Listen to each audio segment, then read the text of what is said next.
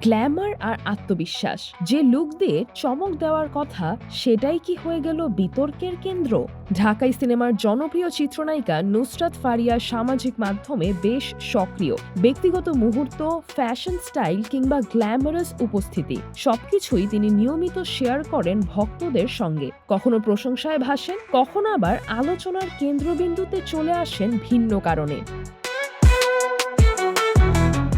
সম্প্রতি নিজের ভেরিফাইড পেজে গাড়িতে বসে তোলা মাত্র 24 সেকেন্ডের একটি ভিডিও পোস্ট করেন নায়িকা। কালো সানগ্লাস, পশ্চিমা পোশাক আর ঠোঁট মিলিয়ে গান, সব মিলিয়ে ছিল স্টাইলিশ উপস্থাপন। কিন্তু ভিডিও প্রকাশের পরপরই দর্শকদের নজর পড়ে অন্য জায়গায়। আলোচনার কেন্দ্রে চলে আসে তার চেহারার পরিবর্তন, বিশেষ করে থুতনির গড়ন।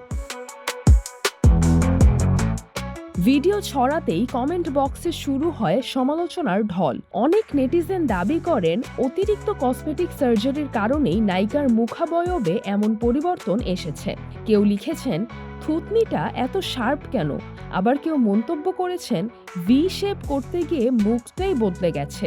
সমালোচনা শুধু এখানেই থামেনি। কিছু ব্যবহারকারী তার ফ্যাশন সেন্স ও ব্যক্তিগত লুক নিয়েও কটাক্ষ করেছেন। এমনকি কেউ কেউ কুরুচিপূর্ণ ভাষায় আক্রমণ করতেও পিছপা হননি।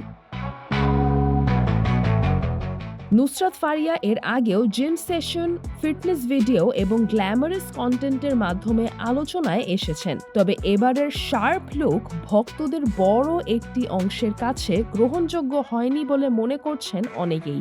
সবচেয়ে লক্ষণীয় বিষয়, এত সমালোচনা ও ট্রোলের পরও এখন পর্যন্ত এই ভিডিও বা মন্তব্য নিয়ে নায়িকার পক্ষ থেকে কোনো প্রতিক্রিয়া আসেনি।